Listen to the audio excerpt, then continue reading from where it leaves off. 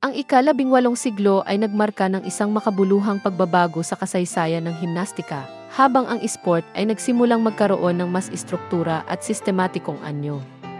Isa sa mga pangunahing personalidad sa pagbabagong ito ay si Friedrich Ludwig Jahn, na madalas tinutukoy bilang ama ng modernong himnastika. Si Jahn, isang edukador at nasyonalista ng Aleman, ay naniniwala sa kahalagahan ng pisikal na fitness para sa individual at pambansang kalusugan. Siya ay nag-develop ng isang komprehensibong sistema ng pagsasanay sa himnastika na nagbibigay diin sa lakas, liksi, at koordinasyon. Ang diskarte ni Jahn ay kasama ang iba't ibang ehersisyo at kagamitan, tulad ng horizontal bar, parallel bars, sing-sing, at balance beam.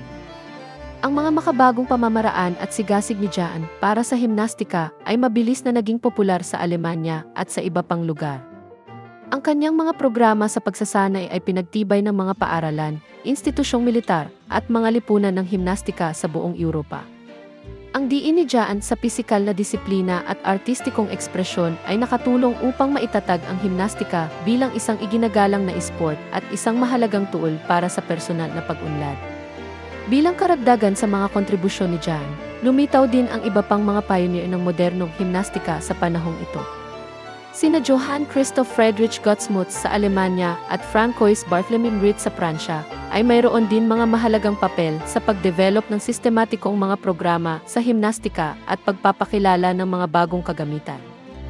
Sa gayon, ang ika-18 siglo ay naglatag ng pundasyon para sa modernong kilusan ng himnastika na patuloy na mag-evolve at lalawak sa mga susunod na siglo. Ang pamana ni Friedrich Ludwig Jahn at ng iba pang unang mga pioneer ng esport ay makikita pa rin sa mga kasanayan at kagamitan sa himnastika na popular ngayon. Ang ika-19 siglo ay nakita ang isang makabuluhang paglawak ng himnastika lampas sa paunang pagtutok nito sa pisikal na fitness at athletic prowess.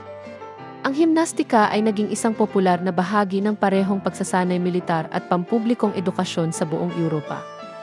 Sa militar, ang himnastika ay itinuturing na isang mahalagang tool para sa pagdevelop ng pisikal na lakas, tibay at disiplina sa mga sundalo.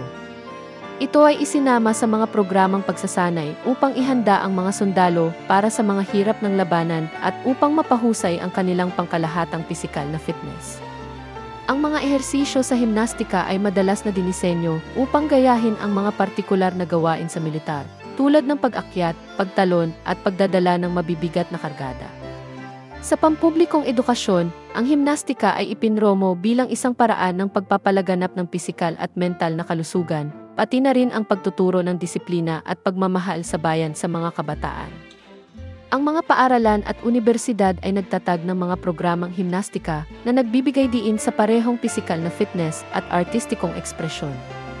Ang himnastika ay madalas na itinuro kasama ng iba pang mga asignatura tulad ng matematika, agham, at kasaysayan. Ang pagsasama ng himnastika sa pagsasanay militar at pampublikong edukasyon ay may malalim na epekto sa katanyagan at pag-unlad ng esport. Nakatulong ito upang maikalat ang himnastika sa isang mas malawak na madla at pinatibay ang posisyon nito bilang isang mahalagang bahagi ng pisikal na edukasyon at pagsasanay sa atleta.